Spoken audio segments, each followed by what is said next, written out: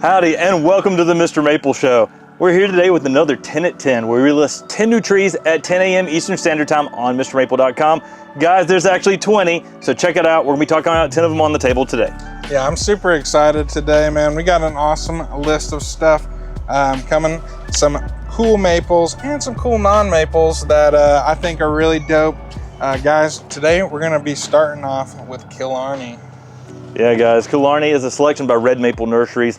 Killarney is named after the city where St. Mary's Cathedral is. This thing is beautiful. It really gives you some amazing fall colors, and it's a Matsumuri, so it goes upright with a nice semi-pendulous form, going some really nice yellows, oranges, and reds in the fall. Yeah, I was just thinking, pair this up with some of those, like that kind of classic trio. You know, you got your Kihachi Joe, you got your Osakazuki, and this will go kind of in that kind of little pairing with a really nice leaf as well. It's going to have some really nice textural contrast going on. A lot of those have that kind of fatter leaf, but this one's more like dissected, a little bit more Matsumuri style, and it's going to play really nice with some of those. Super dope tree though, guys. Make sure to check it out. Guys, next up, we got a tree that goes by a couple different names. Can be known as Contorta, but here we call it Germaine's Gyration. You know, sometimes it gets me gyrating too, man, whenever I see this thing, especially during the fall time. Yeah, Germaine's Gyration. It was actually found by Mr. Vandermoss and named Germaine's Gyration. That was the original name on it. Contorta was a name that's sort of given to it later.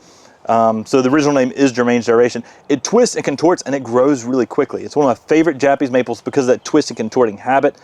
The photo on our website is at Bill and Kristen Taylor's home and garden in Spartanburg, South Carolina. That's where I fell in love with this tree. It is beautiful, it's fast growing, it gets out there, and it goes some really nice yellows and oranges in the fall. Yeah, I think whenever I think about this tree, I just have seen it in a lot of different locations. It handles the sun pretty well. Most of the time it's in kind of full sun that I've seen it. It's a really fast grower. I actually picked up a really nice size 2-gallon for some friends of mine in Greensboro, and her and her husband thinking about turning it into some bonsai. I was like, well, you could always just plant it. This tree is going to be one that you know, you could be using as like a jungle gym down the line. The one at Maplewood Gardens, man, is just like so beautiful. We're collecting some seed off of that thing this winter time and fall time, and man, it was just so hard getting all the seeds because this thing is just twisting all over the place, and it is just a beautiful, beautiful tree. Guys, grab you a Germaine's Gyration today. Guys, next up, we've got Larix Wolterdingen. This is a small creature like Japanese larch that is really beautiful with a really puffy-like appearance. And I'm like sitting here and thinking, I'm like, you have the Makawa Yatsubusa next to the Wolterdingen, man. That's going to be a nice little match, especially during that fall time, man. When the larches, I mean, it's kind of my favorite time is the fall time. Seeing that needle go from this beautiful, like, lively green color to, like, this bronzy kind of yellow, and then having that compared to, like, the Makawa, which is a tight, dense structure going that oranges to reds. Yeah, that's going to look freaking dope. That would look pretty amazing. That's a really cool combination. Larixes are deciduous conifers, so they do go to that fall color you're talking about, and then they drop their needles. One thing to watch out for is overwatering them. Keep them on the dry side. If you overwater them, they will drop their needles, and it's like they're going into winter. So think about that. If you see a Larix drop its needles, hold off on the water a little bit, let it re-needle back out, and it should be fine. But these things are beautiful, and this one just has that dense, almost Makawa-like habit to it, typically reaching 1.5 to 2 feet in height by 1.5 to 2 foot in width in 10 years.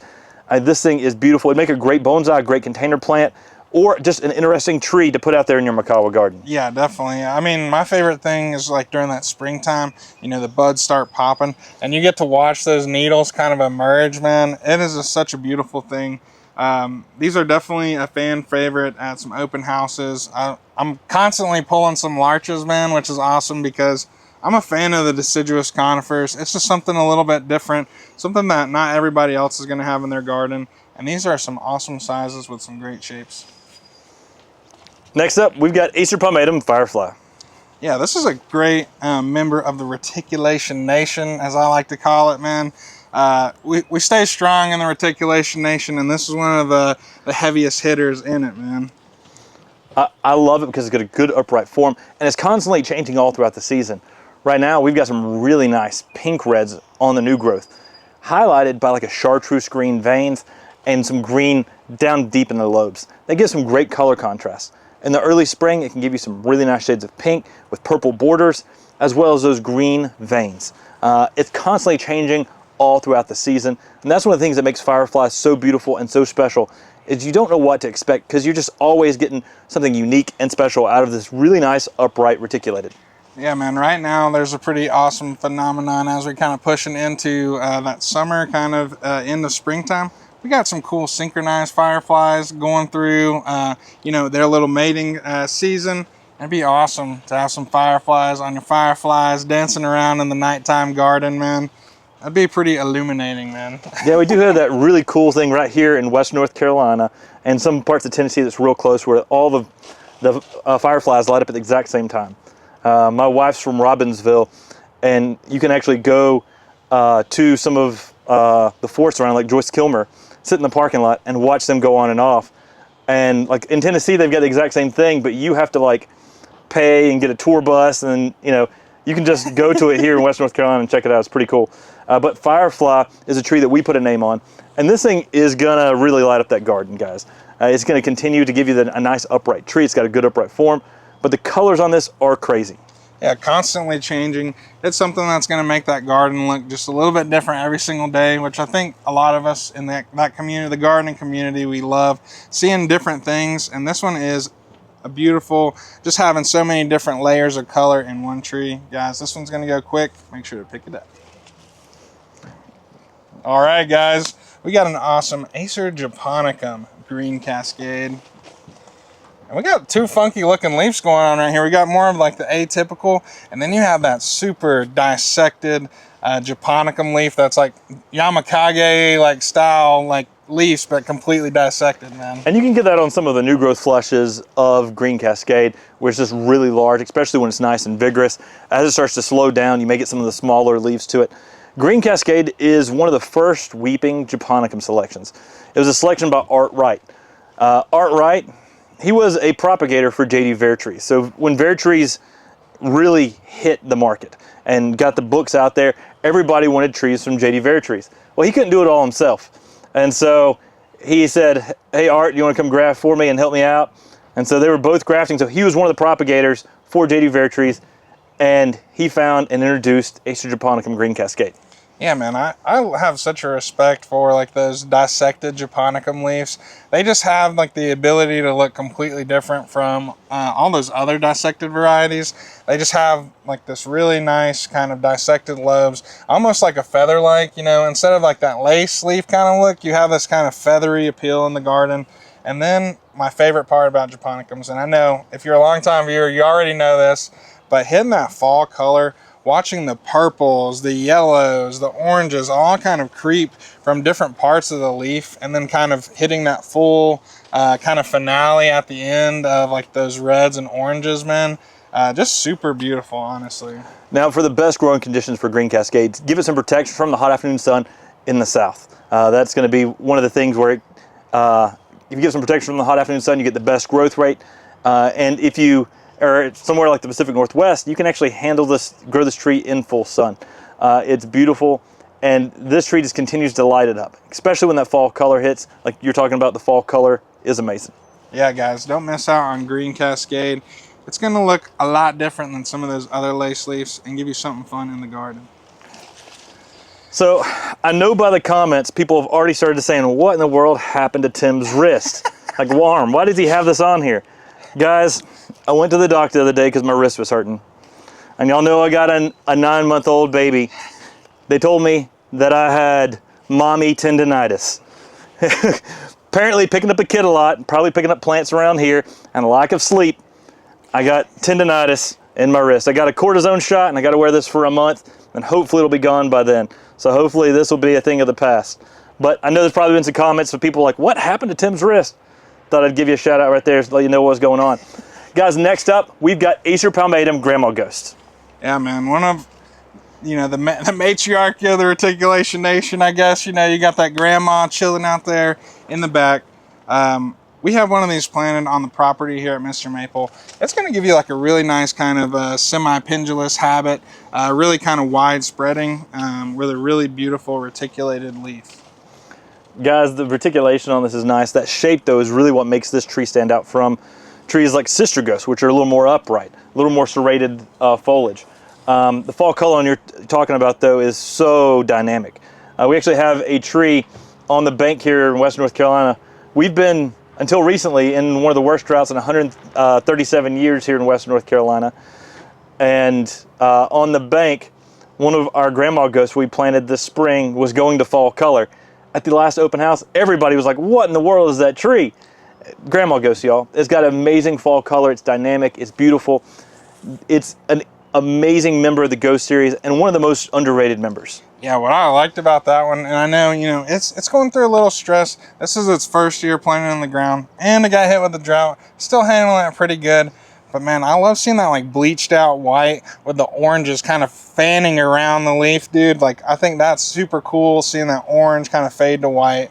Now that is a little bit atypical for this time of the year. Most of the time you're going to be getting that really nice cream on greens. But this one is like a really crisp reticulation. Sometimes you can kind of have those colors like bleeding through the rest of the leaf.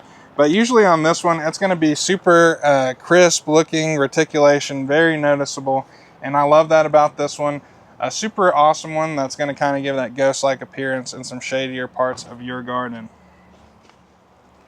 Guys, today we're dropping ginkgo biloba snow cloud. We've got some staked ones, and we've got some that are unstaked.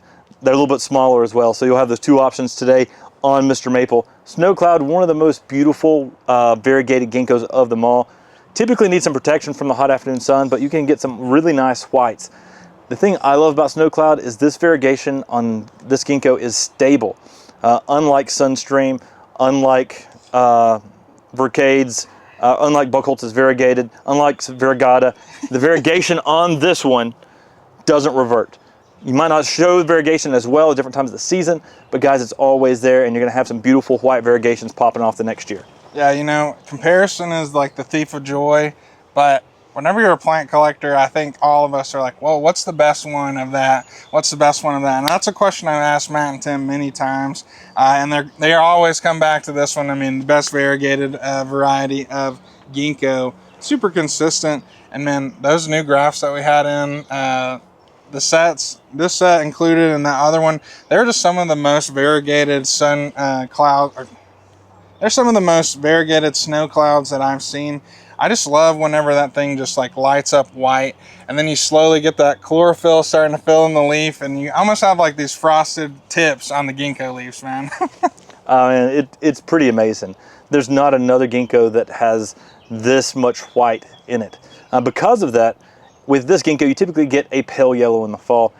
6 to 8 foot in 10 years, and with most ginkgos, give them lime so they can take up water and nutrients more efficiently. So it's not a fertilizer, but garden lime helps this plant get established in the landscape and garden. Yeah, guys, don't miss out on these. They're going to go quick. People were asking where's Snow Cloud at the open house, and guys, we're bringing it to y'all online as well. Got some really nice sets of these, guys, so don't miss out. Guys, next up we got cryptomeria Twinkle Toes. Man, whenever I think about cryptomerias now, I think about being in Japan, you know, seeing those gigantic, tall cryptomerias. They have the big, like, needles on them. And then it's like you hit those with a shrink ray, a density ray, man, and you get this beautiful yellow cryptomeria, man. I mean, that's pretty awesome. I love Twinkle Toes because it fits in small spaces. 1 to 2 feet in height and width in 10 years. These 2 gallons are really nice, really great sizes. Guys, this thing is amazing. It's one of the most showy and one of the slower growing cryptomerias. I talked Joel at Buchholz into getting rid of a few more stock plants just so we can make these things available. Guys, love this slow growing cryptomeria. Cryptomerias are awesome because they can grow in a more shaded situation. For best sunlight conditions though, give Twinkle Toes morning sun, afternoon shade to really peak up the yellow colors and also allow it to be able to handle some high heat settings. This thing is beautiful and it's pretty easy to grow. Yeah, you want to put it in some really nice, well-draining soil as well. Something as well, dude, this would look great next to a summer gold. I mean, you tell me that that's not got some of those pale yellows of that summer gold mixed in there, man. That'd be an awesome little combo action.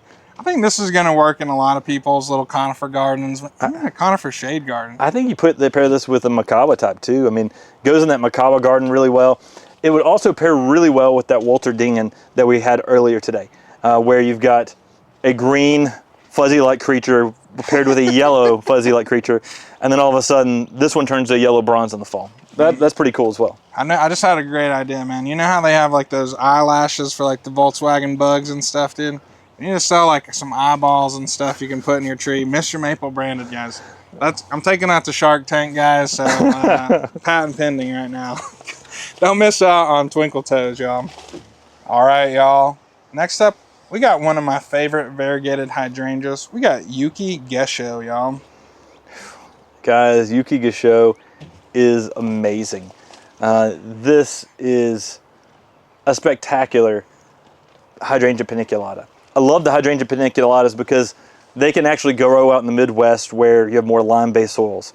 They can grow here in West North Carolina where we've got more acidic soils. They're very easy and adaptable all across the country. They have some beautiful white blooms, but when you get the variegation that Yuki Gessho has, you don't need blooms. It looks like it's blooming anytime it's got leaves on it. Yeah, I mean, this one is super cool. We got to plant one up top at the higher greenhouses, kind of in a nice little area where it's going to fill out.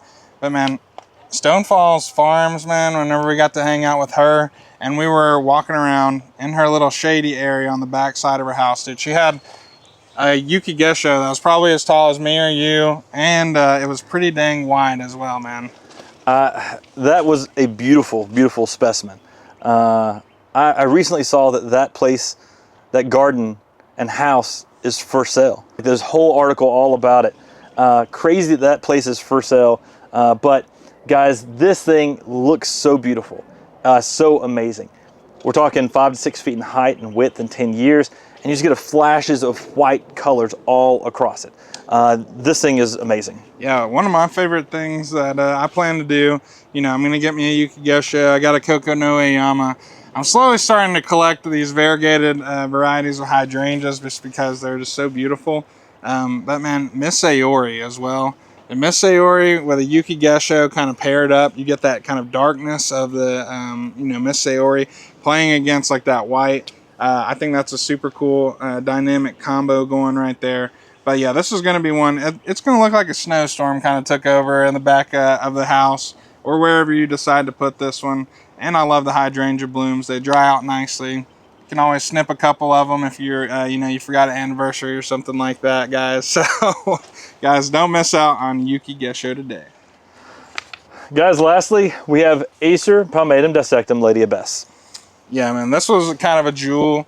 I was looking around the greenhouse, man, and was sorting down some stuff. I found a pretty nice set of these, and I said, Tim, bro, these got to go to the people, man. Get these out to the people. Put them on the 10 at 10. This is a super awesome introduction from Nancy Fears. Yeah, Nancy Fears, you know how we talked about Art Wright was one of the grafters and propagators for JD Veritrees. Nancy Fears was one of the mail order outlets for JD Veritrees himself. So often you wouldn't buy something directly from Veritrees, or he would graft and propagate for mountain maples, and Nancy Fears would ship it out. So a lot of people who are working with the original JD Veritrees in today's 10 at 10. This thing gives you really nice oranges and reds with nice green stemming. It's got a good cascading habit.